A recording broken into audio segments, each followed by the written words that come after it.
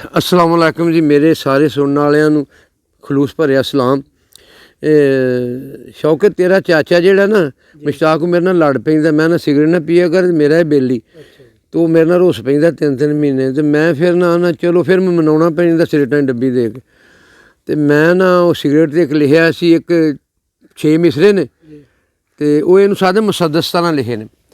Cigarette P के जिस दम सजना कड्डे अपने मूँह चों धूं, सिगरेट पी के जिस दम सजना कड्डे अपने मूँह चों धूं, आप सड़े ते नाले तू नुकसान पहुँचावें दूजियां नूं, फेफड़ियां दा कैंसर बन जाए, सिप्पी वर्गा हो जाए मूँह, जिस तरह सिगरेट मुकदी जावे उवें मुकदा जावें तू।